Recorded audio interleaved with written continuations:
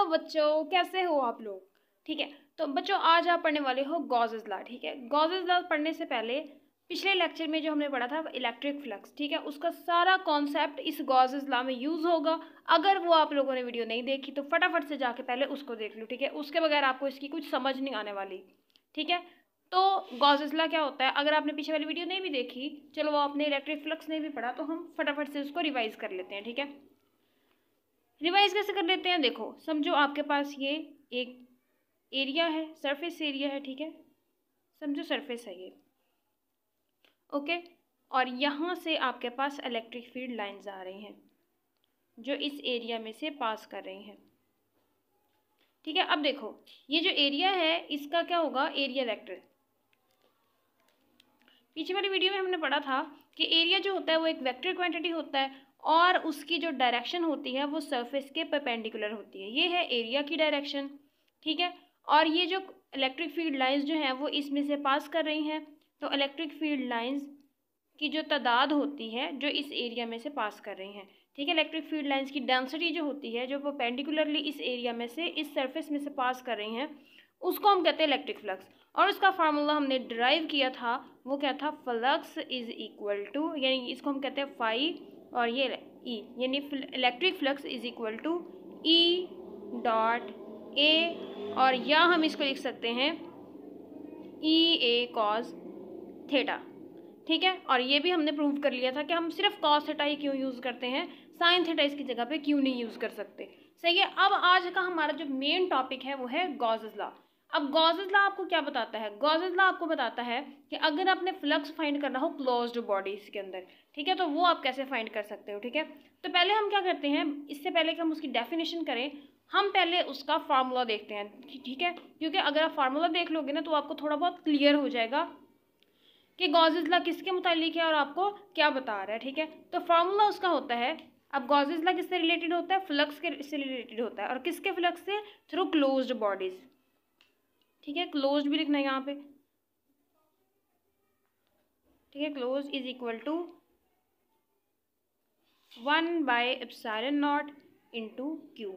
अब यहाँ पे ये एप्सिलॉन नॉट क्या है, एप्सिलॉन नॉट है यहाँ पर परमिटिविटी ऑफ फ्री स्पेस। ठीक है, तो यहाँ से आपको एक चीज़ का अंदाज़ा हो गया होगा कि आज हम जितने भी क्वेश्चन करेंगे या कोई भी कॉन्सेप्ट फार्मूलाज ड्राइव करेंगे, उनमें हम जो चीज़ें यूज़ करेंगे उसमें मीडियम जो यूज़ करेंगे या एयर या वैक्यूम यूज़ करेंगे।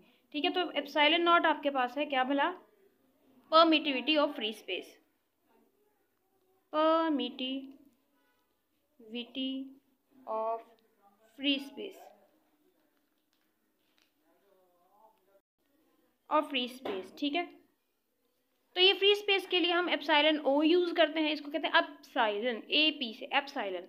ठीक है, अगर कोई मीडियम होगा तो वहाँ पे हम परमिटिविटी ऑफ मीडियम यूज़ करेंगे।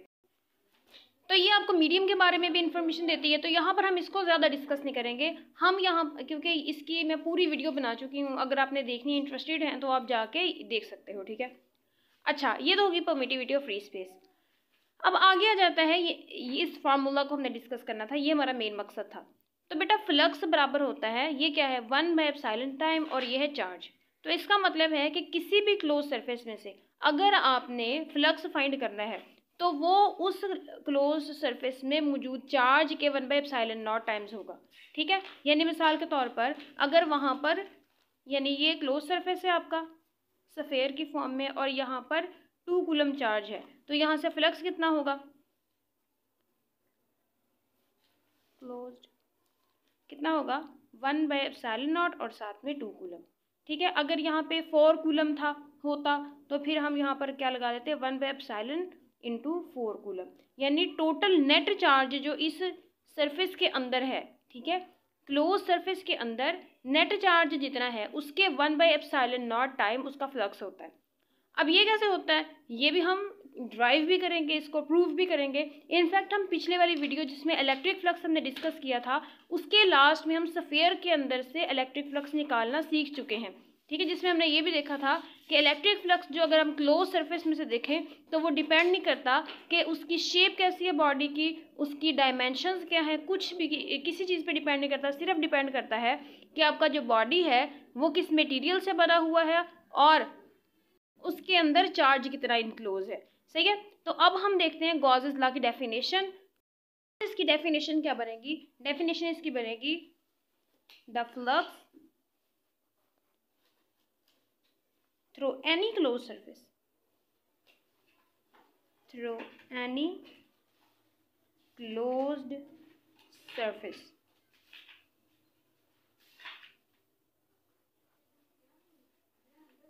due to net charge। अब पहले हम डेफिनेशन लिख लेते हैं, बाद में इसकी एक एक चीज़ को डिस्कस भी करेंगे, एक एक लफ्ज़ को। यहाँ से आपको बहुत सारी इन्फॉर्मेशन मिलने वाली है जो यहाँ पे गॉसेस लॉ को एक्सप्लेन करती है, ठीक है। तो अभी के लिए हम डेफिनेशन देखते हैं, flux through any closed surface due to net charge enclosed in it, enclosed in it कितना होगा, यानी जितना किसी भी जो क्लोज सरफेस है उसके अंदर जितना नेट चार्ज इनक्लोज है उसकी वजह से फ्लक्स कितना होगा, फ्लक्स होगा will be equal to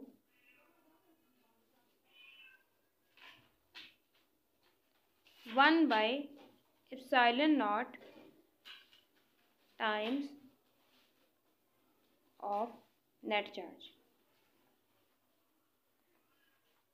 okay, इसका मतलब क्या है, देखो flux through any closed surface. अब क्लोज सरफेस कौन सी होती है, क्लोज सरफेस क्या होती है, क्लोज सरफेस कोई भी 3 डायमेंशनल बॉडी होती है जो क्लोज हो, ठीक है, in the form of sphere हो सकती है, 3 डायमेंशनल है ना, बॉक्स हो सकता है, क्यूब 3 डायमेंशनल है ना, सिलेंडर हो सकता है जो बिल्कुल क्लोज हो वो भी 3 डायमेंशन है, कौन हो सकती है वो भी 3 डायमेंशनल है। यानी 3 डायमेंशनल क्लोज्ड सरफेस जो होती है ना उसको हम क्लोज्ड सरफेस कहते हैं, 3 dimensional closed bodies. Okay, net charge enclosed, net charge का मतलब है कि जितना भी चार्ज है इसके अंदर उसके 1/ε0 टाइम।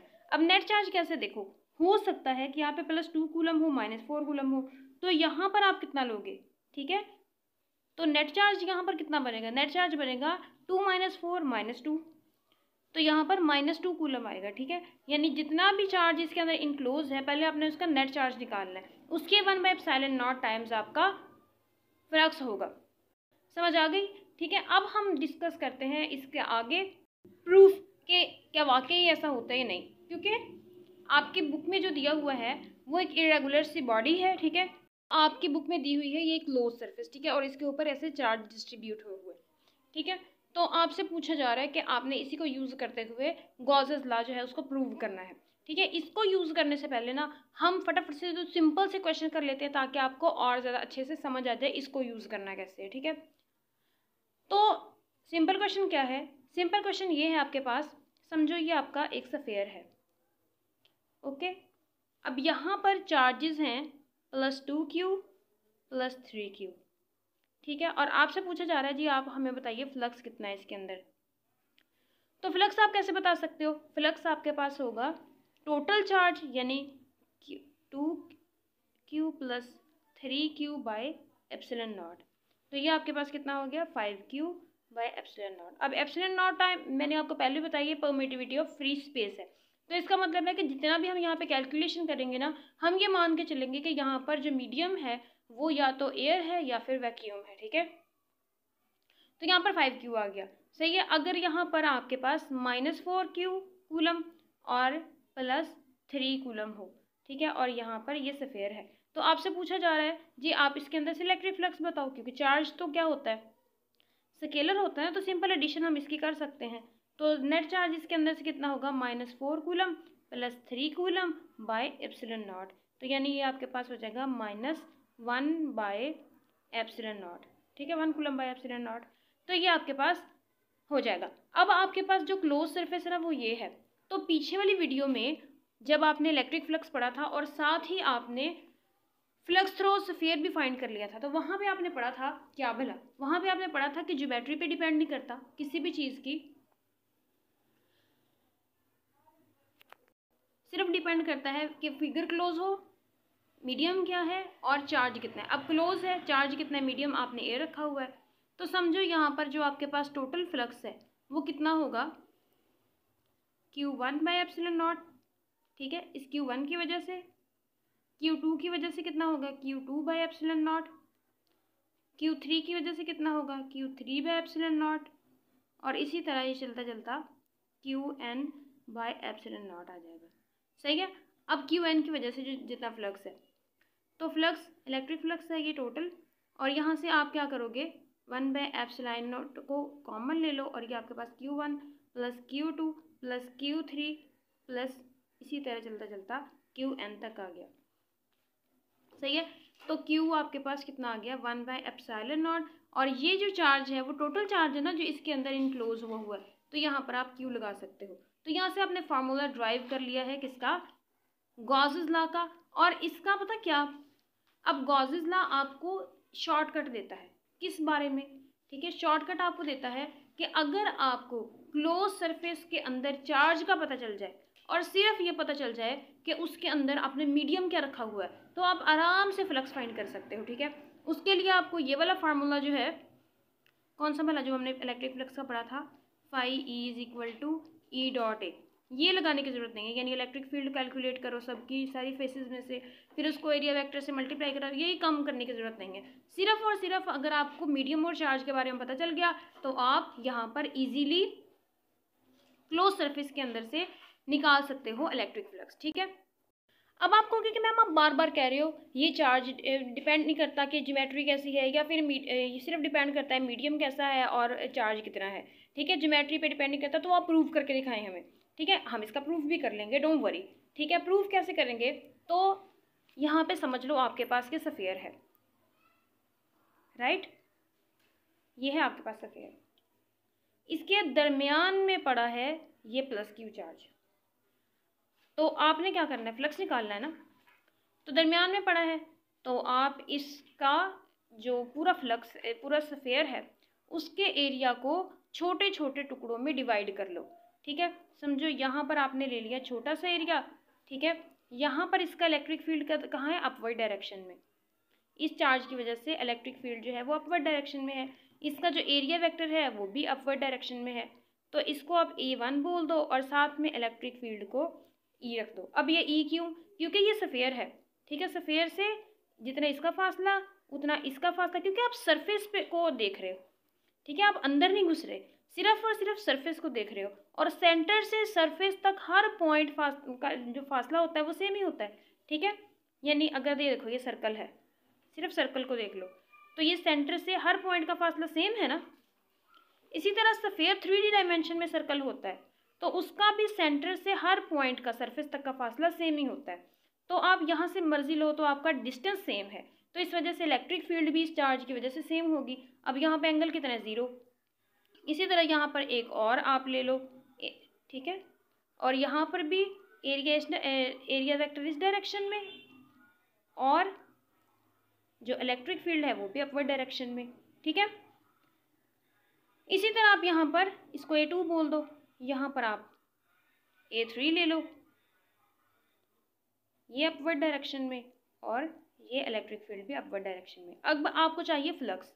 ठीक है, तो यहाँ पर पहले देखो फ्लक्स एरिया 1 में से कितना आपको चाहिए होगा, वो होगा आपके पास E डॉट A1, क्योंकि E तो सेम है ना, तो यहाँ पे कॉस थीटा आ जाएगा, A1 कॉस, और थीटा कितना इन दोनों के दरमियान में पैरेलल है, तो ये 0 होगा, तो कॉस 0 1, तो फ्लक्स 1 आप में से A1 आएगा।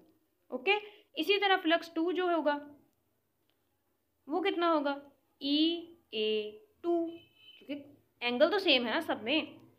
इसी तरह फ्लक्स 3 में से कितना आएगा, A3। इसी तरह चलते चलते चलते चलते फ्लक्स फाई n में से कितना आएगा, यानी फाई n कितना आएगा, वो आपका होगा EAN। सही है। अब टोटल फ्लक्स अगर आपने निकालना है तो क्या होगा, phi 1 plus phi 2 plus phi 3 phi n। सही है। अब फाई 1 आपके पास कितना है, EA1 EA2 EA3 और इसी तरह चलते चलते चलते चलते EAN। अब यहाँ से E सेम है तो E कॉमन ले लो, यहाँ पर आपके पास बच जाएगा A1 प्लस A2 प्लस इसी तरह AN, राइट। अब ये AN हो गया, तो ये पूरे का पूरा एरिया जो है वो इस सरफेस एरिया है ना, इतना इतना, तो आप यहाँ पर टोटल फ्लक्स कितना हो जाएगा E और एरिया ऑफ स्फीयर,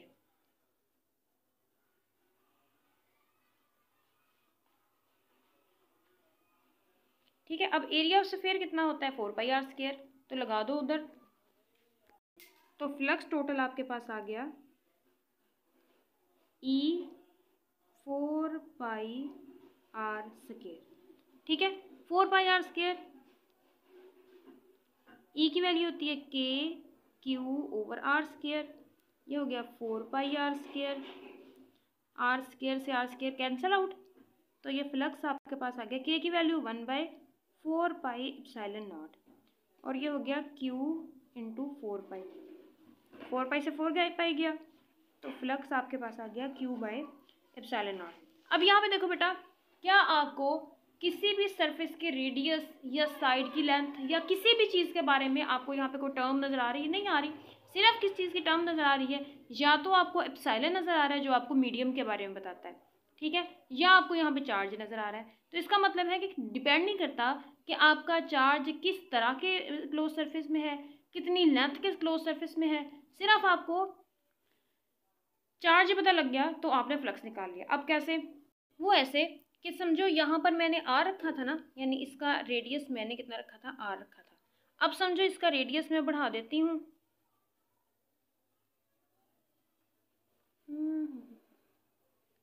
अब ये आपके पास कितना हो गया, यहाँ से लेकर यहाँ तक 2R हो गया, ठीक है, 2R हो गया ना। तो अब आपके पास ये जो आंसर फ्लक्स कैसे निकालोगे आप? देखो टोटल फ्लक्स आपके पास कितना आया था, E into area of sphere, यही आया था ना अभी अभी, यही आया था। तो E क्या होता है, KQ/r², ठीक है। R की जगह पे यहाँ पे क्या लगेगा 2R, तो 2R का स्क्वायर लगा दो, सही है। और यहाँ पर एरिया ऑफ स्फीयर होता है 4πr² होता है ना, तो यहाँ पे भी क्या लगेगा 2r², राइट। अब ये इससे गया, K क्या होता है 1/4πε0 Q और साथ में 4π, तो ये इससे कैंसिल आउट हो गया। तो फ्लक्स फिर भी आपके पास कितना आया, Q/ε0। अब देखो मैंने रेडियस जो था वो डबल भी कर दिया, फिर भी Q/ε0 आया। अगर मैं इसको 3 टाइम्स भी कर दूं, ठीक है, यानी इसको मैं 3 टाइम्स भी कर दूं, यानी रेडियस अब आपका 3R हो जाए, तो फिर भी आपके पास जो फ्लक्स आएगा वो Q/ε0 टाइम्स ही आएगा, ठीक है। तो यहाँ से आपको क्या पता चला? यहाँ से आपको पता चला कि अगर स्फीयर के दरमियान में याद रखना, दरमियान में रखा हुआ हो, सरफेस पे ना हो, साइड पे ना हो, किधर भी ना हो, ठीक है, दरमियान में अगर स्फीयर के रखा हुआ है तो भी Q/ε0, ठीक है। अगर आपने क्यूब में से रखा हुआ है, समझो ये आपका क्यूब है, ठीक है, और इसके दरमियान में आपने +Q चार्ज रखा हुआ है, तो यहाँ से भी आपके पास जो फ्लक्स आएगा वो कितना आएगा Q/ε0, ठीक है। अगर आपके पास ये सिलेंडर है, इसके दरमियान में आपने +Q चार्ज रखा हुआ है, तो इसमें से फ्लक्स कितना होगा इस पूरे सिलेंडर में से Q/ε0, ठीक है। इसी तरह अगर आपने किसी भी जगह पर किसी भी क्लोज सरफेस के दरमियान में +Q चार्ज रखा हुआ है, तो वहाँ से पे आपका जो फ्लक्स निकलेगा वो Q/ε0 टाइम्स ही आएगा, ठीक है। तो अब यहाँ पे आपको इतना तो क्लियर हो गया ना कि शेप से कोई फ़र्क नहीं पड़ता, सिर्फ और सिर्फ आपको चार्ज और मीडियम का पता होना चाहिए, सही है। अब हम एक नए इसके फार्मूला को डीपली देखते हैं कि इसमें क्या क्या आपको बताया हुआ है, क्या क्या इन्फॉर्मेशन इसके अंदर छुपी हुई है। फार्मूला आपके पास होता है फ्लक्स इज इक्वल टू 1/ε0 और साथ में Q। अब ये होता है क्लोज्ड सरफेस में से, सिर्फ क्लोज सरफेस में से, ओपन सरफेस में से नहीं आप निकाल सकते।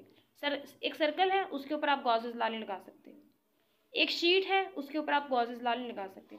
अब आप मुझे पता है यकीनन कहोगे कि नहीं नहीं हमारी बुक में तो गॉसेस लॉ लगाया हुआ है, शीट पे भी लगाया हुआ है, सर्कल पे भी लगाया हुआ है, और हम वो भी हम डिस्कस करेंगे कि वो कैसे लगाया हुआ है।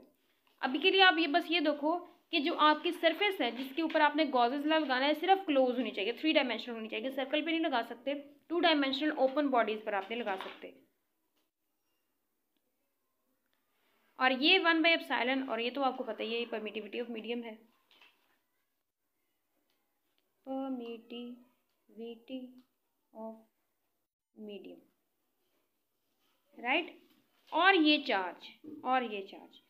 चार्ज आपका सरफेस के अंदर होना चाहिए, बाहर नहीं होना चाहिए। बाहर वाले के लिए फ्लक्स जीरो हो जाता है। वो क्यों जीरो होता है वो अब हम इसके बाद वही डिस्कस करने वाले हैं। यानी चार्ज जो है वो इन क्लोज्ड होना चाहिए इन सरफेस। ओके, ये ऐसे होना चाहिए। तो चार्ज जो है अगर आपका बॉडी के बाहर पड़ा हुआ हो, देखो समझो ये आपके पास स्फीयर है और चार्ज पड़ा है यहाँ पर। आप कहते हो कि जी इसकी वजह से फ्लक्स बताओ। फ्लक्स बताना है तो इसके लिए आपको पता है फ्लक्स बराबर होता है किसके, E डॉट ए के, इसी के बराबर होता है, ठीक है।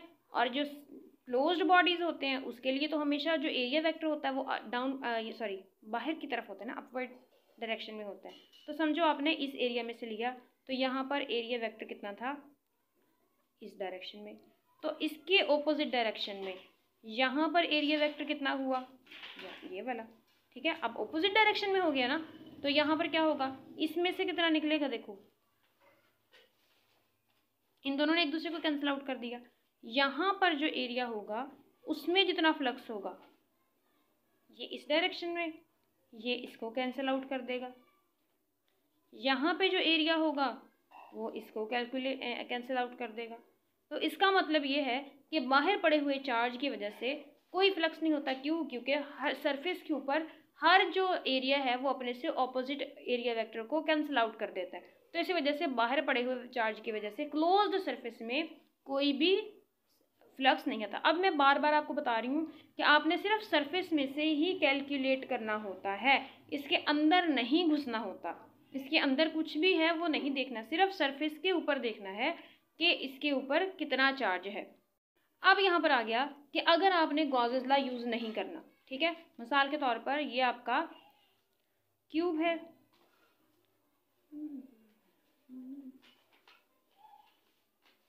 कुछ इस डायरेक्शन में, ठीक है, ये है आपका क्यूब। तो यहाँ पर आपने गॉसेस लॉ यूज़ नहीं करना। आप कहते हो मैं तो फ्लक्स वाला यूज़ करूँगा, और फ्लक्स किसके बराबर होता है, E डॉट ए के, ये बराबर होता है। अब E डॉट ए जब आपने ये करना है तब आपको इलेक्ट्रिक फील्ड बाहर वाले चार्जेस की भी कैलकुलेट करनी पड़ेगी, अंदर वाले की भी कैलकुलेट करनी पड़ेगी। कैसे? देखो मिसाल के तौर पर यहाँ पर पड़ा है 2 + 2 चार्ज और 3 Q चार्ज, सही है। तो आपसे कहा जाता है कि आप अच्छा यहाँ पर 5 Q चार्ज, आपसे कहा जाता है गॉसेस लॉ लगाओ और यहाँ से फ्लक्स निकाल के दो। तो गॉसेस लॉ आप कैसे लगाओगे? गॉसेस लॉ तो कहोगे अच्छा जी इसमें चार्ज कितना है 5, तो 1/ε0 टाइम्स और 5 Q, चलो निकल गया। लेकिन अगर आप कहते हो कि नहीं नहीं गॉसेस लॉ नहीं भाई यूज़ करना, यहाँ पे तू ये वाला फार्मूला यूज़ कर, तो फिर क्या होगा, फिर आपको इलेक्ट्रिक फील्ड इन तीनों चार्जेस के लिए फाइंड करनी पड़ेगी, इसकी वजह से भी, इसकी वजह से भी, इसकी वजह से भी, नेट इलेक्ट्रिक फील्ड। तो गॉसेस लॉ आपको ये भी देता है कि जब आपने गॉसेस लॉ यूज़ करना है तो सिर्फ अंदर वाले जो चार्जेस हैं, अंदर वाले चार्जेस हैं उनकी मैग्नीट्यूड देख लो, 1/ε0 से मल्टीप्लाई करा दो, आंसर आ गया। लेकिन अगर आपने ये वाला यूज़ नहीं करना, ये आपने इलेक्ट्रिक फील्ड वाला फार्मूला यूज़ करना है, फिर आपको तीनों की वजह से इलेक्ट्रिक फील्ड फाइंड करनी पड़ेगी।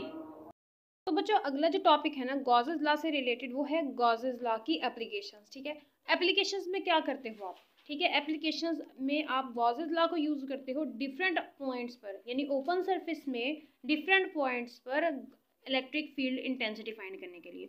अब इलेक्ट्रिक फील्ड इंटेंसिटी फाइंड करने के लिए कैसे, देखो आपको पता है क्या बोला कि फ्लक्स के 2 फार्मूलाज आपके पास हैं, एक तो गॉसेस लॉ की वजह से, ठीक है, और दूसरा है सिंपल मैथमेटिकल जो है वो आपका E डॉट ए, या जिसको हम कह सकते हैं E A cos थीटा, ठीक है। ये 2 फार्मूलाज हैं और यहाँ से आप इनको कंपेयर जब कर लोगे, यानी ई ए या ई डॉट ए लिख लो 1/ε0 क्यू, तो यहाँ से आप इलेक्ट्रिक फील्ड इंटेंसिटी को इजीली फाइंड कर सकते हो। अब आप कहोगे कि अच्छा आपने तो कहा था कि हम इसको नहीं लगा सकते, क्लोज सरफेस पे ही लगा सकते हैं, सिर्फ ओपन सरफेसेस पे 2 डायमेंशन में लगा ही नहीं सकते। तो इसका आंसर ये है कि हम जब भी क्या करते हैं, किसी भी जगह पर इलेक्ट्रिक फील्ड इंटेंसिटी फाइंड करनी हो, चाहे वो क्या हो, क्लोज्ड सरफेस हो या चाहे वो ओपन सरफेस हो, हम क्या करते हैं वहाँ पर कंसीडर कर लेते हैं गॉसियन सरफेस को। अब गॉसियन सरफेस को हम कंसीडर कर लेते हैं कि वो क्लोज्ड सरफेस है। अब हम करेंगे भी तो आपको इजीली अंदाज़ा हो जाएगा। कैसे? कि अगर आपने शीट में से निकालना हो, ठीक है, इमेजिन करो ये आपके पास शीट है,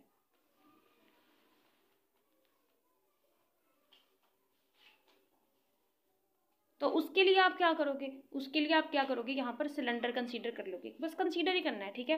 यानी गॉसियन सरफेस जो होती है ना वो रियलिटी में होती नहीं है, सिर्फ आप उसको इमेजिन कर लेते हो, सिर्फ आप उसको समझ लेते हो कि यहाँ पे होती होगी। उसी सिलेंडर में से आप जब इलेक्ट्रिक फील्ड इंटेंसिटी निकाल लेते हो तो वो इलेक्ट्रिक फील्ड इंटेंसिटी आपके पॉइंट पर आ जाती है। अब कैसे?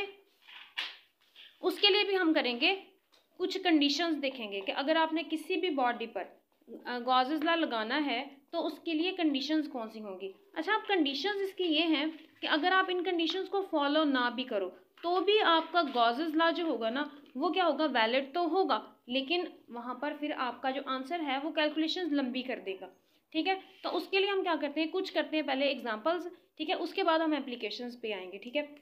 एग्जाम्पल्स क्या है, देखो,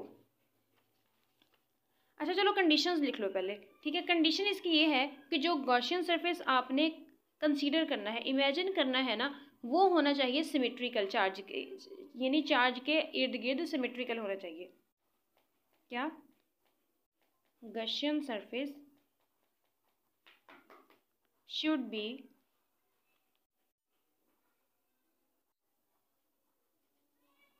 सिमेट्रिकल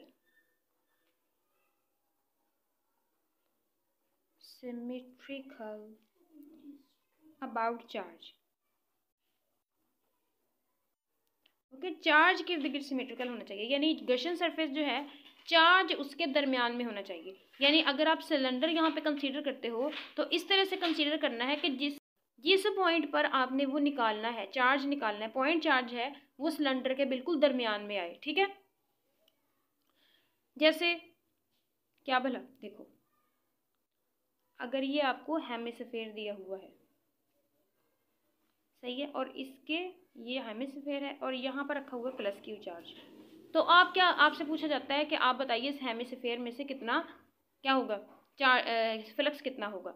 तो अभी आप देखो ये दरमियान में तो नहीं है ना, आपने तो कहा कि यहाँ पे दरमियान में होना चाहिए, तो ऐसा क्यों है? तो उसके लिए आपने क्या करना है, कंसीडर कर लेना है कि ये अगर स्फीयर पूरा होता तो, अगर ये स्फीयर पूरा होता तो इसका मतलब है ये वाला आपने कंसीडर करके इसको दरमियान में ले आए हो। अगर ये पूरा होता तो इसकी वजह से जो इलेक्ट्रिक फ्लक्स होता वो कितना होता, ऑफ कोर्स Q/ε0 टाइम्स होता, अभी तो आपने देखा है। तो अभी ये कितना आधा है ना, अगर पूरा होता तो Q/ε0 टाइम्स होता, अब ये आधा है। अगला जो है वो आपने चार्ज फाइंड करना है थ्रू, यानी इलेक्ट्रिक फील्ड इंटेंसिटी फाइंड करनी है इस पॉइंट पर, ठीक है, P पॉइंट पर, through infinite sheet of charge. अब आपको पता है बेटा, देखो ये तो ओपन सरफेस है ना, और ये मैंने आपको पहले बताया था पहले नंबर पे कि आप ओपन सरफेसेस जो होते हैं ना उस पर गॉसेस लॉ नहीं लगा सकते, ठीक है। तो अब आपने इस पर इलेक्ट्रिक फील्ड इंटेंसिटी भी पी पे फाइंड करनी है, तो आप क्या करोगे, एक सिलेंडर जो है वो इस तरह से कंसीडर करोगे कि सिलेंडर के मिड पॉइंट के ऊपर ये पी है, ठीक है, या आप ये कहो कि इस पी के इर्द गिर्द आप एक सिलेंडर जो है वो कंसीडर कर लेते हो। अब सिलेंडर की जो लाइंस है ना, पहले आप देखो कि इसका एरिया वेक्टर किस डायरेक्शन में है, यानी ये ऐसे है, ये ऐसे शीट पड़ी है और इसके ऊपर ऐसे सिलेंडर पड़ा है, ठीक है, इस तरह से। अब हर पॉइंट पर इलेक्ट्रिक फील्ड की डायरेक्शन जो है ना वो ये तो इस डायरेक्शन में ही है, ठीक है, हर पॉइंट पर अपवर्ड डायरेक्शन में ही है। मसला किसका है, एरिया वेक्टर का है इस पॉइंट पर, ठीक है। अब ये देखो, एक इसका ये सरफेस है, इसमें से एरिया जो होगा वो इस डायरेक्शन में होगा, तो फ्लक्स थ्रू दिस प्लेन के, यानी इस सरफेस में से फ्लक्स कितना होगा, इसका इस डायरेक्शन में, ये एरिया वेक्टर भी इस डायरेक्शन में है और इलेक्ट्रिक फील्ड भी इस डायरेक्शन में है, तो यहाँ पर थीटा कितना है, 0, तो ये आपके पास आ गया ई। तो यहाँ पर एंगल कितना है, एंगल है यहाँ पर 0, ठीक है, 0 0 0 0, तो फाई इज इक्वल टू ई ए आ गया, ठीक है, फाई 1 लिख लो। चलो अब आपने देखना है इस सरफेस को, ठीक है। इस सरफेस में क्या है कि इसका इस डायरेक्शन में है, ये एरिया वेक्टर इस डायरेक्शन में है ना, और जो आपके पास ये इलेक्ट्रिक फील्ड है वो इस डायरेक्शन में है। तो यानी यहाँ पर एंगल कितना बनता है, एंगल बनता है 180 डिग्रीज, ठीक है। तो यहाँ पर फ्लक्स कितना आ जाएगा, ई ए कॉज 180। अच्छा सॉरी बच्चों, 180 नहीं होगा, इसमें होगा 0। कैसे भला, क्योंकि ये चार्ज है तो इस डायरेक्शन में भी इसका, यानी अगर ये चार्ज है तो 3 डायमेंशन में जो इसका इलेक्ट्रिक फील्ड होती है वो जाती है, तो इलेक्ट्रिक फील्ड की डायरेक्शन यहाँ पर भी इसी डायरेक्शन में होगी, तो ये 0 ही होगा। Okay, very sorry, this was confusion. Okay, हो जाता है कभी कभी टीचर्स को भी। तो यहाँ पर ये 1 हो गया, तो ई ए।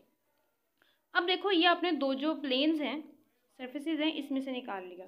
अब आप देखो यहाँ पर ये कर्व्ड सरफेस जो है इसका आउटवर्ड होगा और जो इलेक्ट्रिक फील्ड है वो इस डायरेक्शन में है, तो यहाँ पर फ्लक्स, इसको समझ लो ये यहाँ पर फ्लक्स 3 है, तो फ्लक्स 3 आपके पास कितना आएगा, ई ए कॉज, और यहाँ पर एंगल कितना है, 90 है। इलेक्ट्रिक फील्ड इस डायरेक्शन में, एरिया वेक्टर इस डायरेक्शन में, तो एंगल 90, तो ये आपके पास 0 हो गया और यहाँ पर भी ये 0 हो गया, यानी फ्लक्स 0 4 भी 0, राइट। अब आपने टोटल फ्लक्स निकालना है, तो टोटल फ्लक्स आपके पास किसके बराबर होगा, phi 1 plus phi 2 plus phi 3 phi 4, ठीक है। अब ये ज़रूरी नहीं है यहाँ पर 2 ही हों, पूरा कर्व्ड है तो जितने भी आपके पास कर्व पे एरिया वेक्टर्स आएंगे ना, सारे 90 के एंगल पे आएंगे, ठीक है। तो इस वजह से मैंने सिर्फ 2 ही लिए हैं, तो आप चाहो जितने मर्जी ले लो, क्योंकि ये देखो इस तरह का सिलेंडर होता है ना, तो एक एरिया वेक्टर यहाँ पे होगा, यहाँ पर, ऊपर नीचे साइडों में जितने भी होंगे, ठीक है। तो मैंने यहाँ पर 2 ही लिए, लेकिन सारे के सारे ये हैं कि 90 के एंगल पे ही होंगे, यानी अगर अपवर्ड डायरेक्शन में भी आप देख लो तो ये अभी भी 90 के एंगल पे है। तो ये आपके पास 2 E A, thank you, 2 E A, okay. तो ये आपके पास फ्लक्स आ गया 2 ई ए। अब आपने यहाँ पर क्या किया कि मैथमेटिकली कैलकुलेट कर लिया, अब आपने लगाना है इसी पर गॉसेस लॉ। इसी पर गॉसेस लॉ जब आप लगाओगे तो वो आपके पास कितना होगा, क्योंकि सिलेंडर है दरमियान में है, तो आपको मैंने बताया था कि बस दरमियान में होना चाहिए और कोई क्लोज्ड सरफेस होनी चाहिए, तो फ्लक्स जो होगा वो सेम ही होगा, चाहे वो आपका सफ़ेयर है, चाहे वो आपका बॉक्स है, चाहे वो सिलेंडर है, चाहे कौन है, एनीथिंग, फ्लक्स जो होगा वो आपके पास इतना ही होगा, Q बाय एप्सिलॉन नॉट। तो यहाँ पे ये भी फ्लक्स है, ये भी फ्लक्स है, तो आपने क्या करना है, इनको, इन दोनों को बराबर रख लेना है, 2 E A Q by epsilon not, सही है। अब यहाँ पर इंटेंसिटी चाहिए आपको, तो यहाँ पर तो इलेक्ट्रिक फील्ड इंटेंसिटी आपके पास आ जाएगी Q ओवर एप्सिलॉन नॉट 2 और साथ में ये एरिया भी, ठीक है। अब यहाँ पे चार्ज कितना होगा आपके पास, तो चार्ज के लिए हम यहाँ पर सरफेस चार्ज डेंसिटी यूज़ करेंगे, ठीक है। सरफेस चार्ज डेंसिटी क्या होती है, इसको हम सिग्मा से कंसीडर जाहिर करते हैं, और वो होती है चार्ज पर यूनिट एरिया, ठीक है। अब ये एरिया इधर चला जाएगा तो ये क्या हो जाएगा, sigma A is equal to Q, तो यहाँ पर भी सिग्मा ई आ जाएगा, यानी ई आपके पास आ गया sigma A 2 epsilon not a, sorry 2, ये 2 से 2 ए से ए गया, तो ये आपके पास आ गया 1/2 एप्सिलॉन नॉट और साथ में सिग्मा। और अगर आप इसको वेक्टर फॉर्म में लिखना चाहो तो वेक्टर फॉर्म में लिखने के लिए हम डायरेक्शन लेनी होती है ना, और डायरेक्शन के लिए हमेशा आप यूनिट वेक्टर यूज़ करते हो, और यहाँ पर आर यूनिट वेक्टर रहेगा, और R unit vector electric field की डायरेक्शन में होगा अपवर्ड, ठीक है, नॉर्मल होगा इस सरफेस से, ओके। तो ये आपकी चार्ज शीट की वजह से आ गया। अब अगला जो है, अगला है पैरेलल प्लेट की वजह से, ठीक है, वो भी हम कैलकुलेट कर लेते हैं। तो बच्चों अब आपने पढ़ना है थ्रू ऑपोजिटली चार्ज प्लेट्स, ठीक है। उसमें आपने क्या करना है, देखो यहाँ पर पूरा पॉजिटिवली चार्ज है, ये नेगेटिवली चार्ज है, दरमियान में आपने चार्ज रखा हुआ है, और इस चार्ज की वजह से इलेक्ट्रिक फील्ड इंटेंसिटी आपने फाइंड करनी है। तो इसके लिए भी आप क्या करोगे, पहले आप गॉसियन सरफेस जो है वो इस तरह से कंसीडर करोगे कि ये दरमियान में आए, ठीक है, यानी कुछ इस तरह से, ठीक है। अब इलेक्ट्रिक फील्ड लाइंस जो है वो किस डायरेक्शन में है, वो हमेशा पॉजिटिव से नेगेटिव की डायरेक्शन में होती हैं, तो इस डायरेक्शन में है।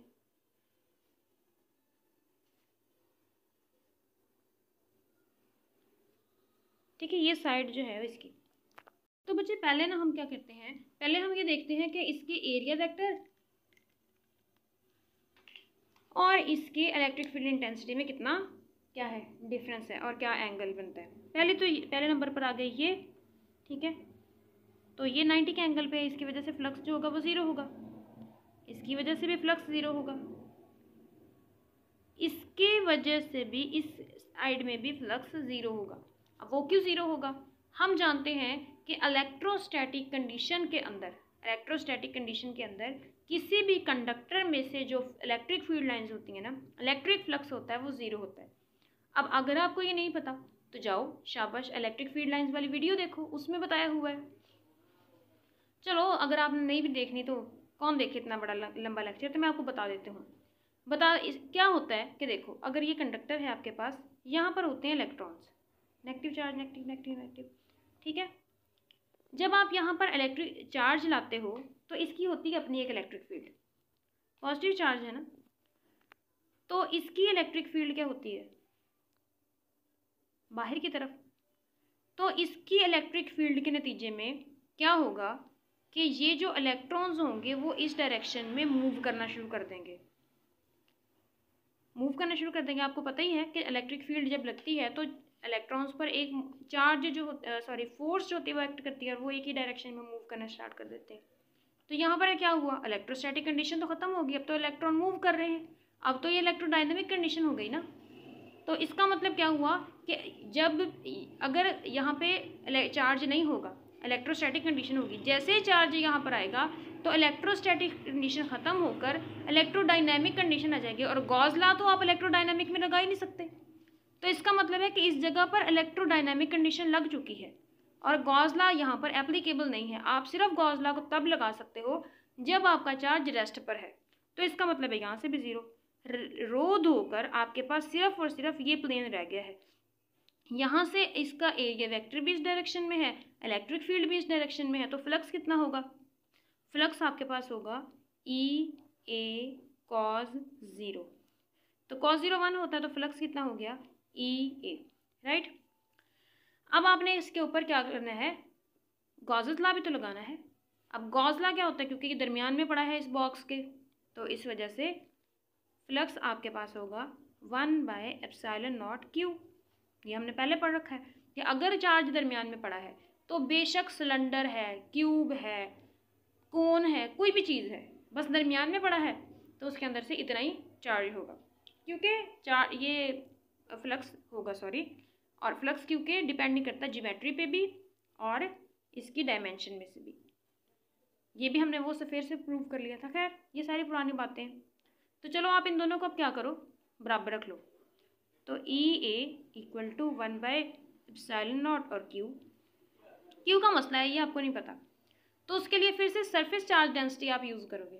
सरफेस चार्ज डेंसिटी क्या होती है, सिग्मा, इसको हम सिग्मा बोलते हैं, इक्वल टू चार्ज यहाँ पर कितना है Q पर यूनिट एरिया। इसको उठा के इधर ले जाओ तो ये सिग्मा A = Q हो गया। ठीक है, यहाँ पर Q लगाना था क्योंकि यहाँ पर बड़ा वाला Q है, यहाँ पर भी बड़ा वाला Q, राइट। अगर आपकी बुक में छोटा वाला Q लगाया तो आप छोटा वाला लगा लो, कोई मसला नहीं है, इससे तो कोई मसला नहीं होता।